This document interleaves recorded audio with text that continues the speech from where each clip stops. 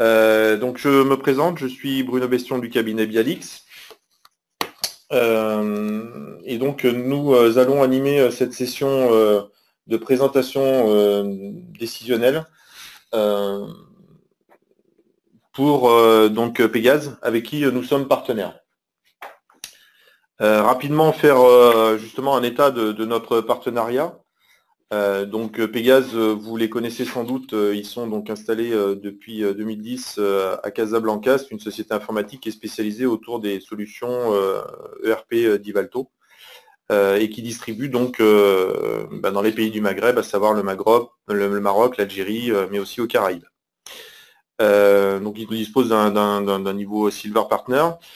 Et dans le cadre de toutes les solutions donc aujourd'hui qu'ils installent auprès de la clientèle que vous êtes, ils ont décidé, par rapport à la demande du marché et aussi parce que l'actualité est celle-ci, de travailler autour de la restitution des données qui étaient celles qui étaient saisies dans les différents environnements que vous pouviez avoir à votre disposition. De fait, nous avons croisé nos routes lors des d'Ivalto Tours, puisque nous sommes nous aussi partenaires d'Ivalto. Quand on dit partenaire d'Ivalto, on n'est pas un confrère de Pégase basé donc en France métropolitaine, mais nous sommes pour d'Ivalto le prestataire qui les a aidés à définir la feuille de route et à développer leurs solutions décisionnelles couplées à leur environnement. Donc de fait, on a pu discuter avec Guillaume et nous avons donc présenté la solution et la méthodologie qui était associée à la mise en place donc de cette boîte à outils décisionnelle dans l'environnement d'Ivalto, ce qui a fait que donc la société Pégase a décidé de développer vraiment une offre BI et de créer carrément un département donc pour mettre en place de la business intelligence pour sa clientèle. Voilà, pour définir rapidement, pour rappeler qui nous sommes, nous, Bialix. Donc on est, nous, par contre, clairement un cabinet expert en informatique décisionnelle. On ne fait que ça. Donc on travaille sur de la BI et aussi sur du big data. Et donc notre proposition de valeur est de faire des solutions pré-packagées, on va dire prédéfinies, pour que des clients, de manière assez simple, assez rapide, assez concrète et assez immédiate, puissent implémenter des outils qui leur permettront de faire des analyses et des tableaux de bord pour pouvoir piloter leur activité. Voilà, donc notre partenariat avec Pégase est justement de faire une opération gagnant-gagnant, chacun dans notre complémentarité. On accompagne Pégase sur les présentations et sur les formations de leurs collaborateurs. Et puis donc eux intègrent ces solutions auprès de vous.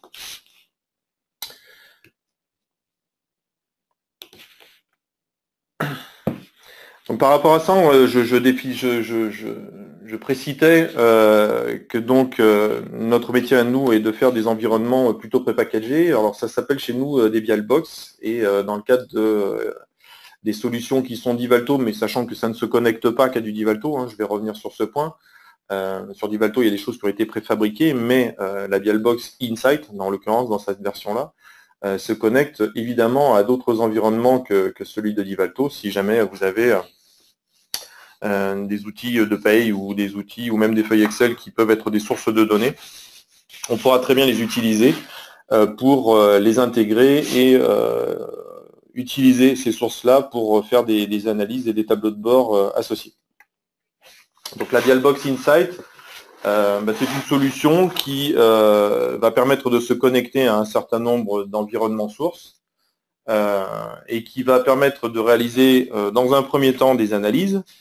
Ces analyses, on va ensuite les publier dans des tableaux de bord et composer des tableaux de bord avec tout un tas de fonctionnalités attendues par les utilisateurs. C'est pour ça qu'on précise qu'elle est extrêmement centrée sur les usages. J'allais dire d'un utilisateur à un autre, on a forcément des attentes qui peuvent être différentes, aussi bien en termes de lecture qu'en termes d'ergonomie, qu'en termes de filtre par rapport à tel ou tel indicateur. Un point important, cet outil se veut être accessible à n'importe quel type d'utilisateur. De fait, on a une prise en main de la solution à partir du moment où, j'allais dire, toute la partie mécanique a été réalisé. C'est un petit peu comme sur une voiture. Les voitures sont de plus en plus modernes et intègrent de plus en plus de composants qui sont, eux, extrêmement complexes. Pour autant, la prise en main en est de plus en plus aisée. C'est exactement la même chose avec cette solution-là, c'est qu'on a un outil qui, en termes de prise en main, a une ergonomie qui lui permet d'adresser n'importe quel type d'utilisateur. Point, le dernier, le plus important, c'est que c'est un outil qui est orienté data visualisation. J'entends par là que présenter un indicateur est plus ou moins pertinent suivant l'ergonomie qu'on lui donne. Vous voyez sur la gauche que l'on a des indicateurs qui sont présentés de 4 façons. Si je prends celui qui représente l'indicateur géographique, on voit tout de suite que dans une des régions de France, on a quelque chose qui ressort en orange. Donc ça attire tout de suite l'œil et on sait tout de suite dans quel secteur de la France j'ai un indicateur qui est différent des autres. Donc ça, c'est une représentation et la data visualisation est un point important de cette solution.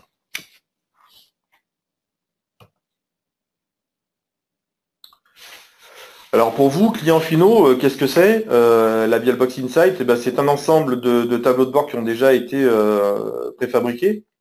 C'est derrière la possibilité de créer une collection d'analyses, j'allais dire, relativement importante, et de pouvoir les combiner pour faire vos tableaux de bord avec des notions de profil associés.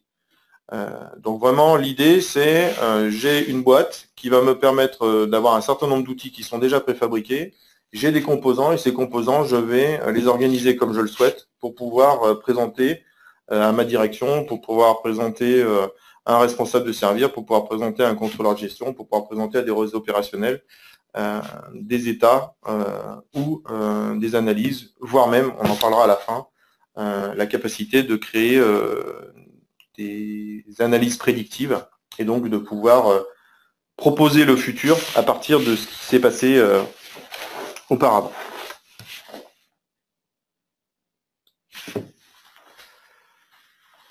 Donc les données d'une entreprise sont importantes, c'est pour ça qu'on fait le choix d'investir dans un ERP, c'est pour ça que l'on fait le choix d'investir dans un CRM. C'est pour ça que quand on n'a pas tout ça, eh bien, on fait généralement des fichiers de type Excel ou de base Access qui nous permettent de stocker de l'information que l'on va pouvoir et pouvoir réutiliser. Donc ces données sont importantes. Et ce qui est capital, c'est de pouvoir transformer ce patrimoine d'information, ce patrimoine de data, en un potentiel d'action pour l'entreprise, pour les services. L'objectif, c'est de pouvoir réellement gagner en agilité et réellement gagner en performance au niveau donc de l'utilisation de vos données pour votre métier. Donc là, je vous présente quelques planches qui représentent rapidement des visuels que l'on peut être en droit d'attendre de la solution en question.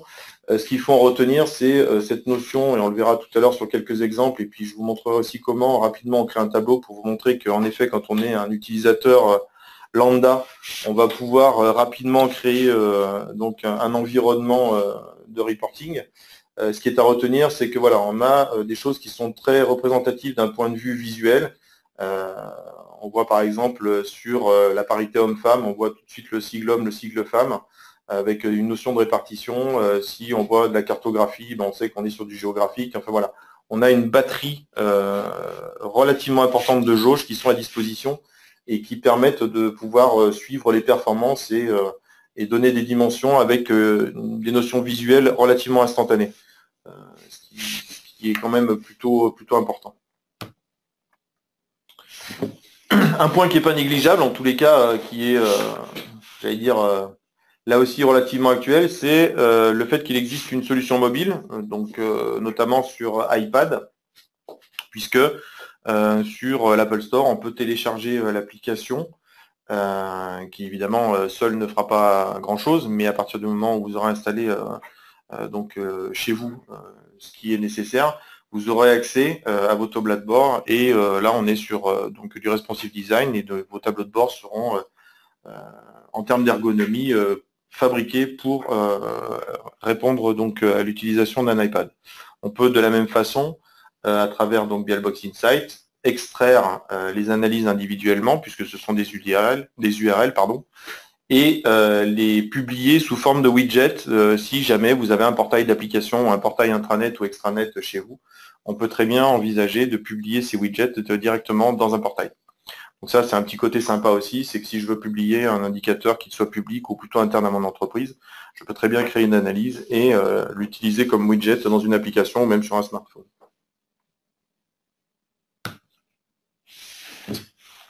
Rapidement, en termes d'architecture, mais pour rester relativement simple, on a une base de type ERP ou une copie de cette base. On peut avoir un certain nombre de vues qui sont aussi à disposition. On va créer un modèle et un schéma sémantique et puis on va se connecter à partir de là à la BialBox Insight. Donc là, c'est relativement simple. Mais plutôt que d'aller faire des requêtes de type SQL pour interroger les bases de Divalto, là, on va se connecter à des objets et on va pouvoir les mettre en scène. Une architecture un petit peu plus complexe que l'on peut retrouver, mais pour expliquer que l'on va un petit peu plus loin que la simple connexion à l'environnement de Divalto, on va très bien aussi pouvoir se connecter, alors c'est le cas chez Divalto aussi, hein, puisqu'il existe des cubes, mais se connecter à d'autres sources qu'une base de données dimensionnelle de type Data Warehouse, pour se connecter à des cubes de données, comme je disais tout à l'heure aussi, à des sources de type fichier Excel.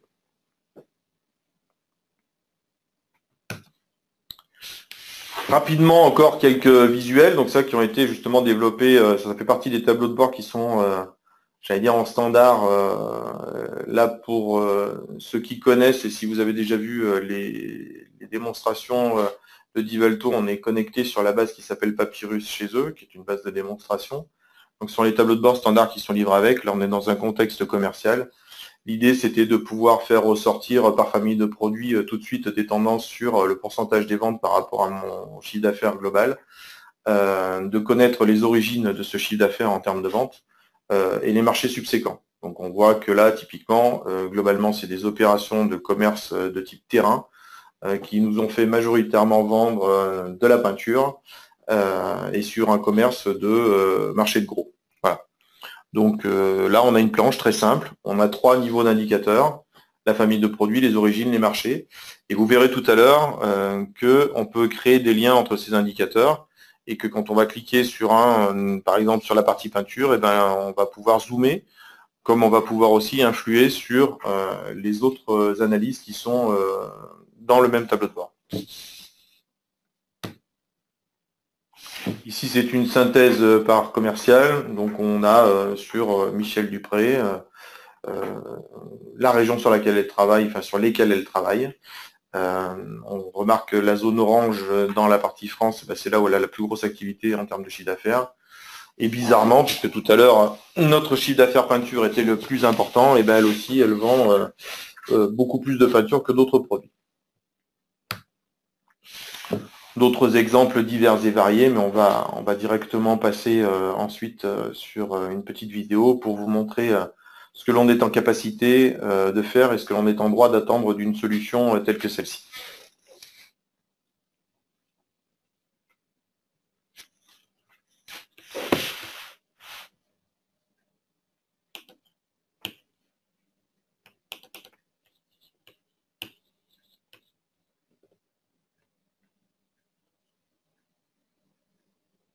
Alors, ce que je vais vous montrer tout d'abord, c'est comment est-ce qu'on crée un tableau de bord. Donc, le principe, c'est que là, ce qui vous est présenté à l'écran, c'est vraiment l'outil de création tout d'abord d'une analyse, puisqu'ensuite, on verra que la préparation d'un tableau de bord, qui est donc un ensemble d'analyses, c'est plus un outil de mise en page, j'allais dire, à la PowerPoint ou à la Publisher, si vous connaissez cette solution, que réellement un outil informatique BI.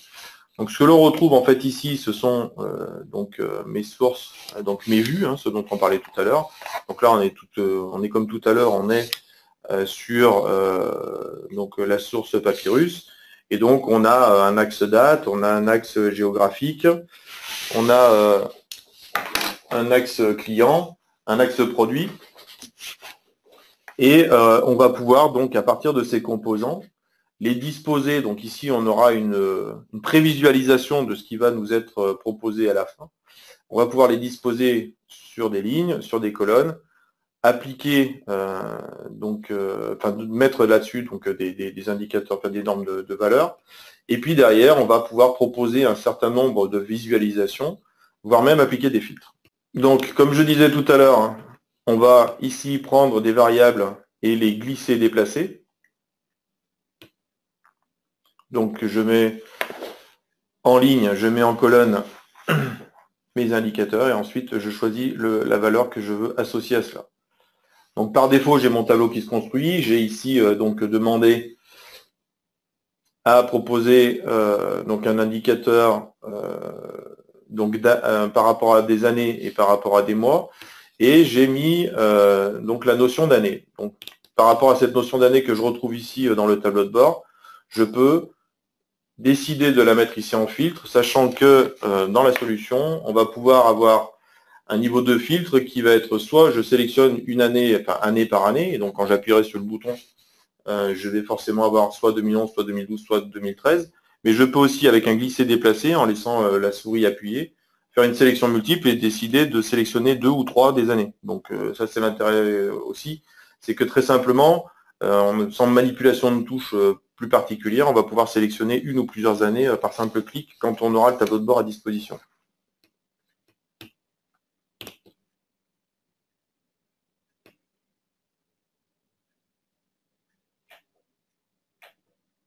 Donc là, dans la mesure où j'ai appliqué un filtre au niveau des années, eh bien, comme vous le voyez ici, j'ai cliqué sur 2012, je n'ai plus que 2012 qui s'affiche.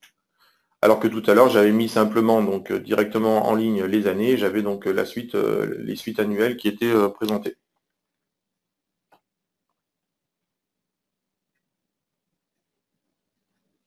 Je décide là de modifier l'organisation de mon tableau pour une question de lecture, puisque là, une fois de plus, on est dans un mode de prévisualisation. Donc c'est vraiment ce tableau-là, si je l'enregistrais, qui serait donc mis à disposition.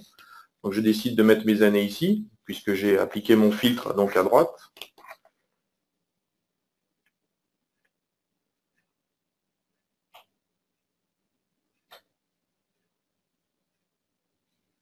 Je rajoute dans mon tableau de bord donc une notion d'origine de mes commandes.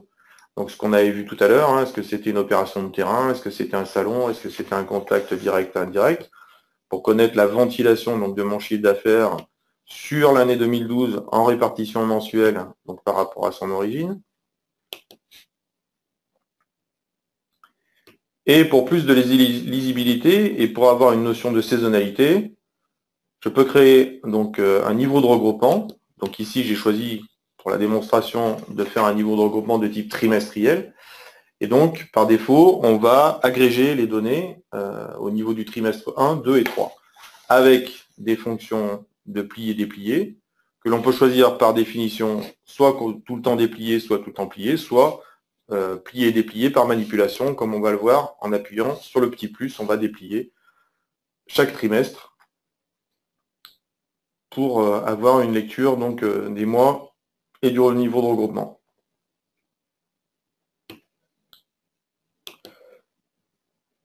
Alors là, je fais une petite pause aussi.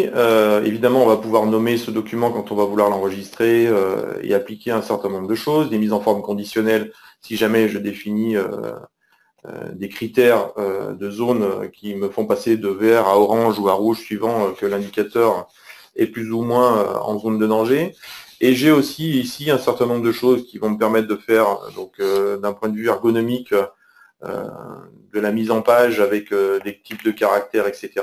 De la même façon, je vais aussi pouvoir décider de cette analyse, ce que je vais pouvoir en faire dans le futur, si je souhaite ou pas la mettre à disposition à un format de type export pour les utilisateurs qui vont donc regarder cette analyse.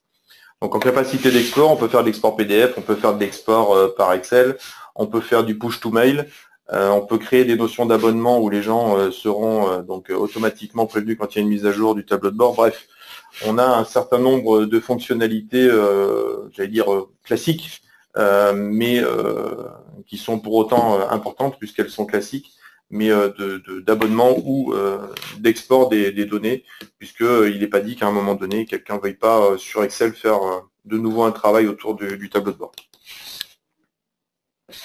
Donc là, on va passer cette partie-là. Là, on fait juste de la cosmétique. Hop. Donc on a donné le titre. On définit que c'est une analyse. On l'enregistre.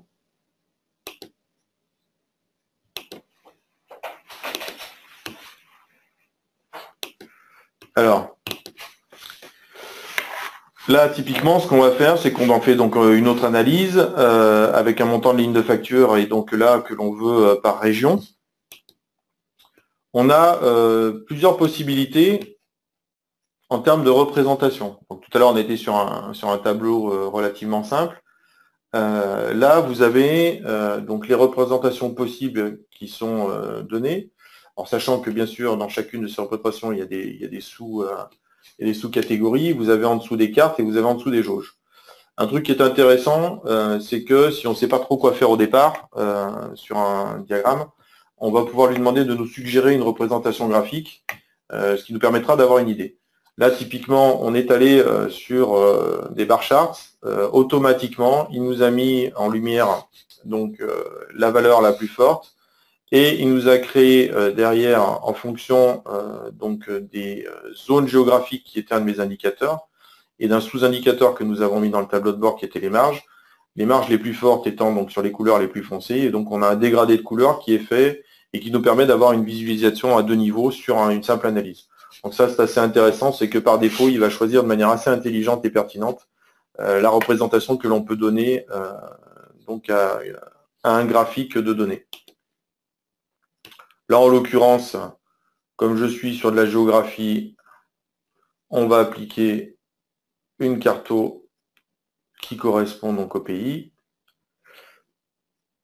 avec ces notions de zone de chaleur en fonction donc, du chiffre d'affaires et de la marge associée. J'enregistre cette analyse.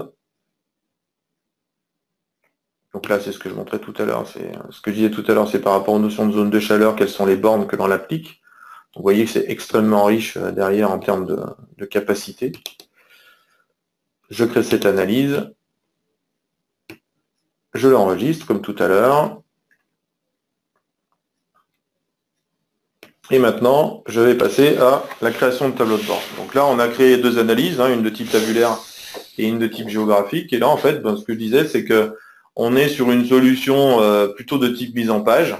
Donc on a ici la possibilité, alors vous voyez qu'on a une petite ligne, je pense que vous le voyez de votre côté, qui sont donc des zones dans lesquelles on va insérer des objets.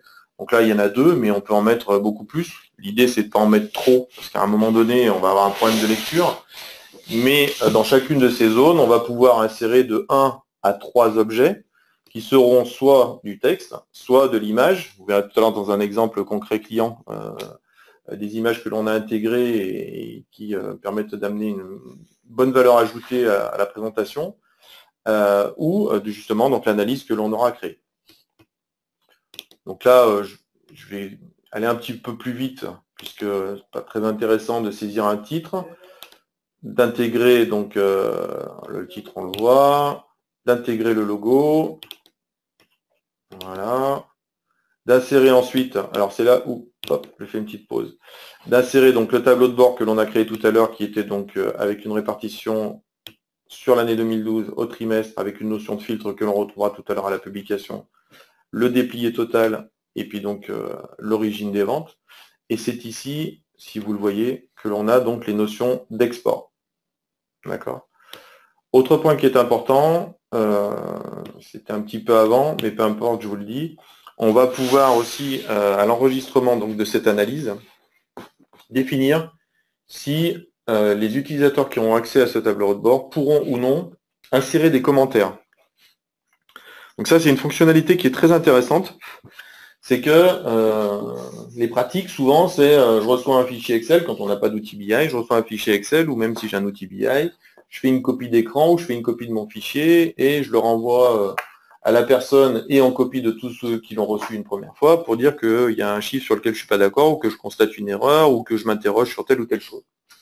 Là, la solution fonctionne différemment, c'est que comme on est sur un portail, on va pouvoir donc proposer au lecteur d'insérer un commentaire et de dire justement je m'interroge là-dessus, etc. Et donc il va y avoir un fil de commentaires qui va être créé, qui va être adressé donc à la personne qui a conçu les tableaux de bord, et il va pouvoir y avoir un jeu de questions-réponses et tout du moins d'enrichir là-dessus une discussion.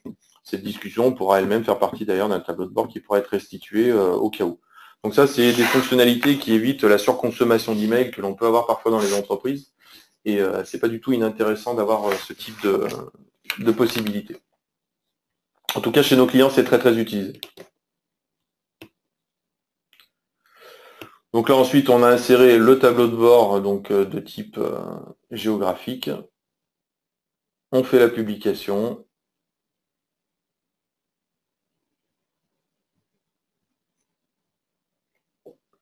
Avec un nom très très original qui s'appelle Mon tableau de bord.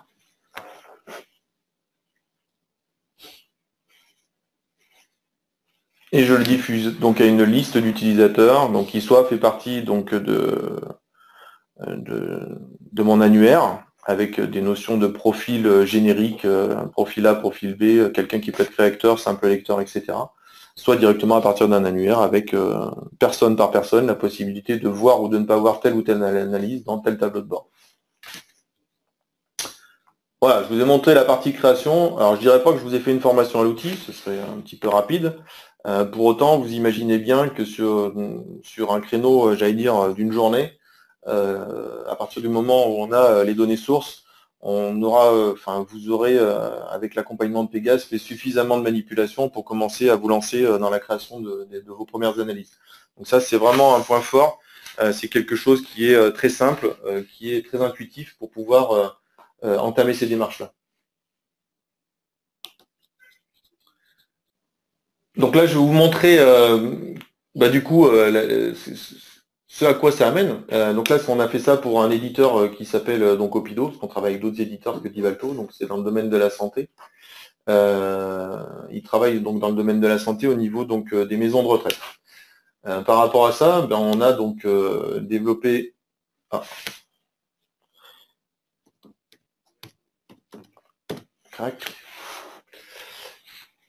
des tableaux de bord pour eux. L'idée là, c'est de vous présenter justement des types de restitution. Donc on a, vous avez vu un petit compteur qui bouge, donc ça c'est un effet un peu waouh qui est quand même relativement intéressant. On a systématiquement, c'est une des fonctionnalités de l'outil, à partir du moment où on a un petit éclair qui est affiché sur un indicateur, c'est simplement pour faire dire que l'on a une notion d'interaction sur cet indicateur. Donc là, c'est des répartitions GIR, c'est quelque chose qui donne une notion de type de handicap au niveau d'une personne âgée, la typologie des hébergements. Donc là, voilà, c'est un tableau de bord qui est à disposition de la direction qui, en un coup d'œil, lui permet de connaître un certain nombre d'éléments. Sa répartition au niveau du type de résidence, donc il a 5 résidences qui arrivent dans le top. Sur l'ensemble de ces résidences, la durée totale en nombre de jours exprimés, la répartition donc hébergement simple ou dans des chambres doubles, le type de séjour, etc. Chaque fois que l'on pointe sur un indicateur, vous voyez que on a un chiffre qui se précise. Donc là, c'est le mois et puis le chiffre d'affaires. Et quand je parlais d'interaction tout à l'heure avec la durée totale, c'est que quand je fais un zoom sur le mois numéro 07, j'ai ici les chiffres qui se mettent à jour pour avoir un focus plus particulier sur le mois de juillet. Autre type de restitution.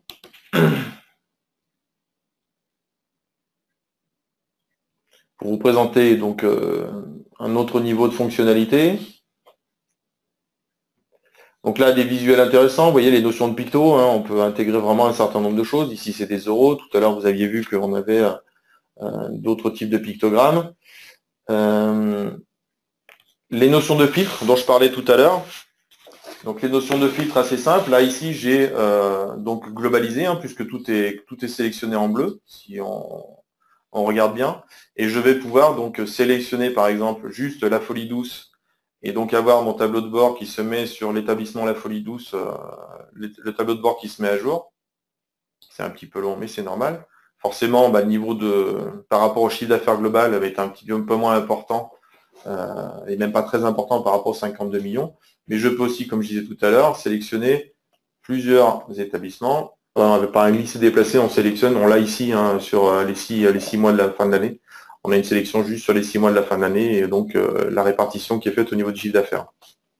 Type de visuel qui est intéressant, donc la partie interaction, je plie, je déplie comme on l'a vu tout à l'heure. D'accord. Et donc sur ce diagramme, se rendre compte simplement que 50% de mon chiffre d'affaires annuel est atteint à partir donc du mois de septembre pour donc l'ensemble de mon activité. Autre type de visuel où on va présenter ce que je disais tout à l'heure, donc l'intégration d'images. Donc ça, typiquement, on l'utilise beaucoup. Enfin, beaucoup de nos clients l'utilisent pour faire notamment des fiches produits. Si j'ai un catalogue de produits, je peux très bien intégrer mon image, intégrer des caractéristiques et éventuellement présenter d'autres chiffres ou sur le produit lui-même. Là, en l'occurrence, c'est donc établissement de santé. On a donc sa capacité totale donc en termes de lits, le budget qui aujourd'hui est utilisé, etc., etc. Le taux d'occupation en moyen et le taux d'occupation mois par mois. La répartition donc des types de handicap dans cet établissement. Enfin voilà, on a quelque chose d'extrêmement complet au niveau de la présentation.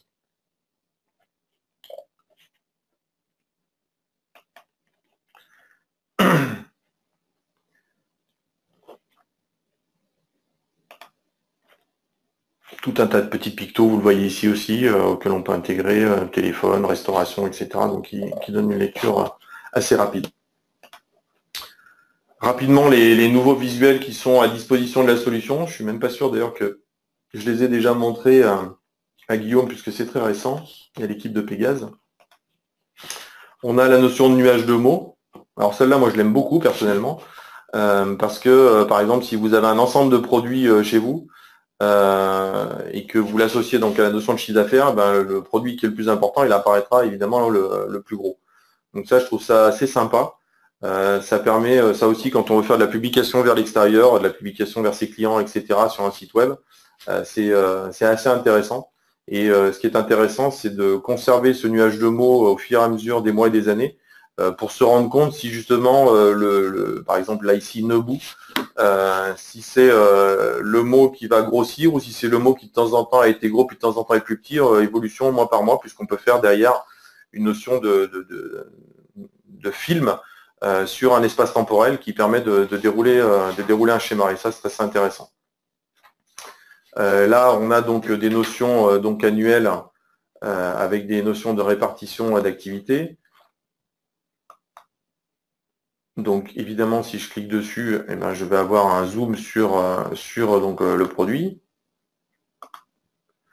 Là, je reviens à la zone classique.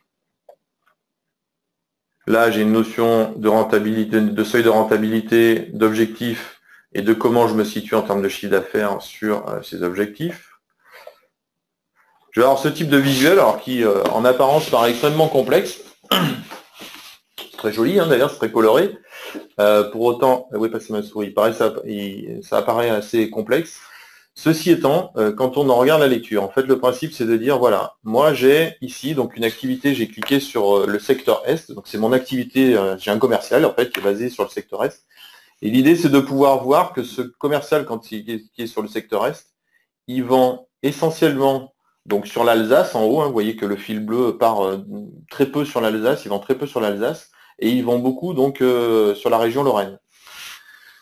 De pouvoir le comparer, par exemple, je ne sais pas, à ce commercial-là, qui donc lui est basé sur le secteur ouest, et on va pouvoir constater que lui, il vend vraiment dans différentes régions, et de manière, on va dire, plutôt équilibrée sur certaines régions avec lesquelles il travaille.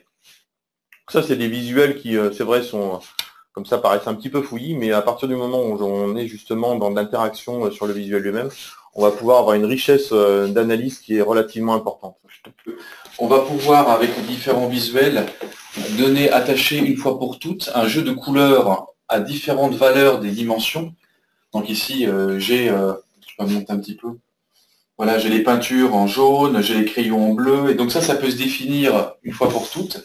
de fait qu'après, automatiquement, dès que je vais utiliser la notion dans un graphique, et on le voit dans le graphique en bas à droite, eh bien, on voit que les couleurs des éléments, peinture, pinceau, etc., sont les mêmes des deux côtés. Et j'ai rien fait. C'est automatiquement l'outil qui allait chercher les couleurs qu'on a décidées par défaut. Ça vous permet d'avoir une charte graphique automatique. Et quand on fait de la mise en forme de rapport, on perd énormément de temps à régler les couleurs, ce genre de choses. Là, c'est fait une fois pour toutes. Et on peut avoir différentes feuilles de style qu'on va pouvoir appliquer.